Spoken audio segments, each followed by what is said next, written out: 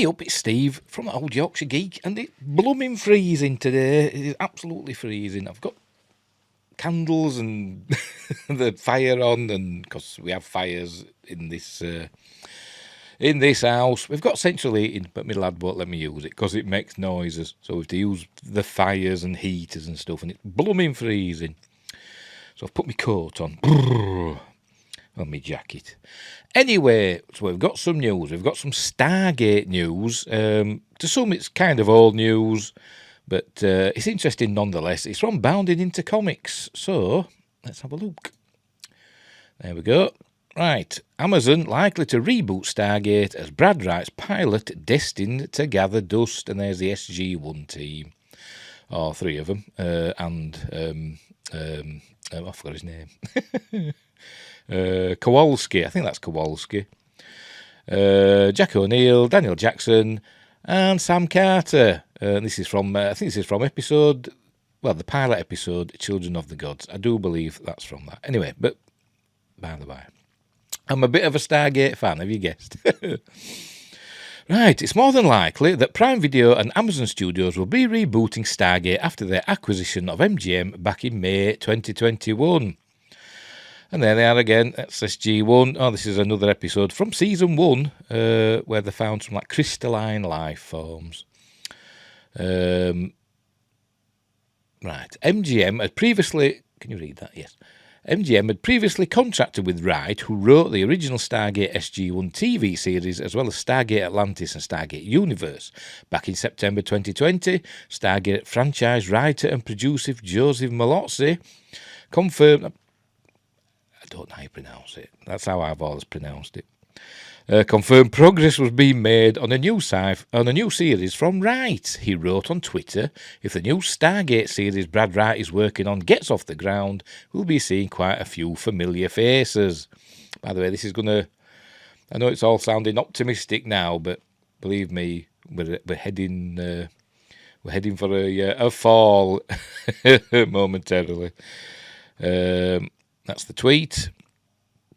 Back then, Malozzi detailed on Reddit that if things progressed, it might have been possible for the series to get a pick-up and have a premiere by late 2021.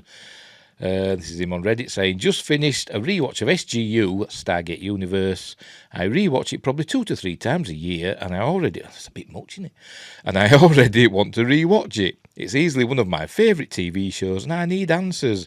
And then Joseph Malozzi replied, "If Brad Wright gets the 4th series off the ground and things are progressing on that front, you'll get your answers. Hurrah!" Brilliant. However, it appears the new series from Brad Wright has been completely shelved. In November, Wright gave an update on where he was with the new series. He wrote, "You won't hear news from me. MGM did hire me to write a pilot for a new show, but that was just before COVID hit. Timing couldn't have been much worse. All the players have changed in the interim, so it's likely destined to gather dust. Would have been fun though," he added. And there's the tweet where he says that. Right, Malozzi would further indicate the series from Wright was dead, replying to another question in the thread about a possible fan campaign and tweet storm. He tweeted, "I'm sure Amazon is well aware of the tweet storms and the fans' desire for new Stargate. There will be a new series eventually, but no way of knowing who will be behind it. Hollywood generally prefers the flavours of the week," he added. And there's the tweet of that. Yeah, quite regularly there's tweet storms for Stargate. You know, hashtag we want Stargate, hashtag renew Stargate, all stuff like that. They happen quite regularly and usually do quite well. They usually get Stargate trending. On Twitter, Malozzi would further write in a blog post on his website that there is an increasing likelihood that the existing Stargate canon will be phased out as Amazon moves forward with a reboot of the franchise. Indeed, when Amazon announced their purchase of MGM, they indicated they would be re-imaging many of their properties. Senior Vice President of Prime Video and Amazon Studios, Mike Hopkins, stated in a press release announcing the purchase, "MGM has a vast catalogue with more than 4,000 films," and then a big long list. Including Stargate. It's there, look. There it is. So he mentioned Stargate in his list, which is, what's the word? I don't know. You know what it is. Including blah, blah, blah. They have collectively won more than 180 Academy Awards and 100 Emmys.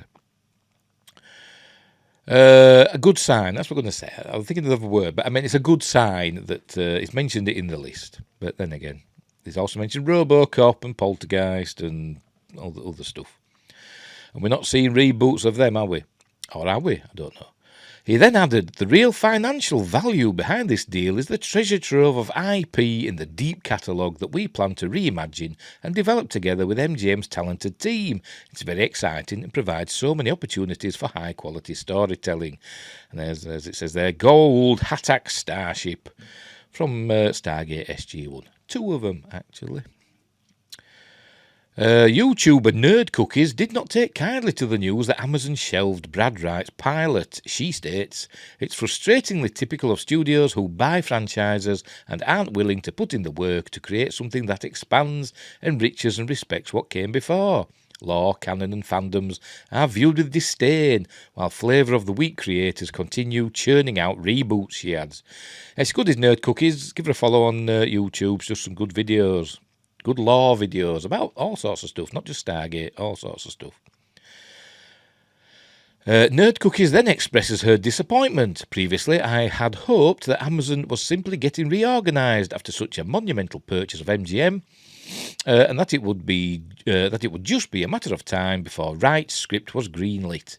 However, now it seems as time passes that this is less and less likely. In light of this new information, I once again find myself feeling exasperated by another Hollywood studio's apparent mismanagement of yet another beloved franchise, she says. Disney, Warner Brothers, Amazon and the like seem to place themselves continually in opposition to the fans, which is true. They just do. They'd rather have something new than something that'll please the fans. That's how they see it. Too often, these companies refuse to give audiences what they want as they strive to appease their own selfish professional ambitions.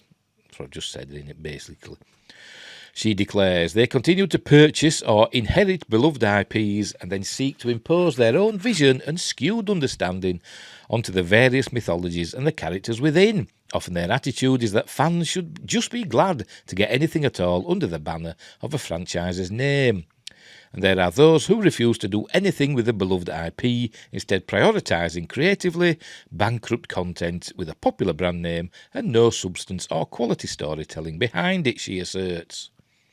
And that's another scene from the pilot of Stargate SG-1, Children of the Gods, when Apophis came through the Stargate at Stargate Command and kidnapped this airwoman. Can you call him an airman? Because the US Air Force, are they? I think she's a sergeant, I think. They were guarding the gate and it activated an Apophis and Teal'c and some other Jafar, his soldiers, came through the Stargate and kidnapped her and killed everybody else. What do you make of Brad Wright's Stargate pilot being shelved by Amazon? Oh, there we go. But there is news. If you follow SciTrek, Jay and Matt, it's Matt Dean, I keep calling him Dean.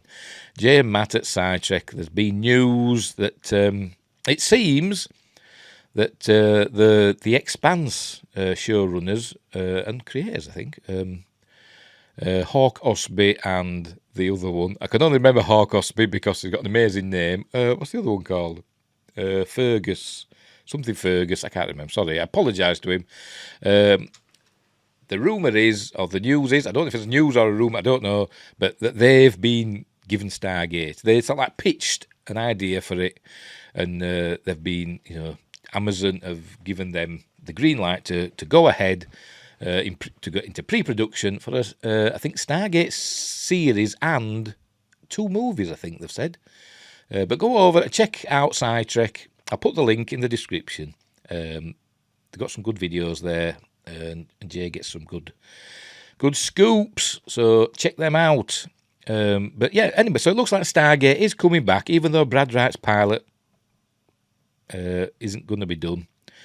But you never know these days. Weird things happen in Hollywood, don't they? But whoever thought there'd be a Top Gun sequel 30 odd years later that had grossed like over $1 billion. Who'd have thunk it? So you never know what's going to happen. So maybe it's all a big distraction, and Brad Wright's pilot's going to go ahead and they're going to continue the SG-1 and Atlantis and SGU stories, or not. Maybe I'm just being overly optimistic, but I hope the Expanse chaps do a good job and honour the previous canon.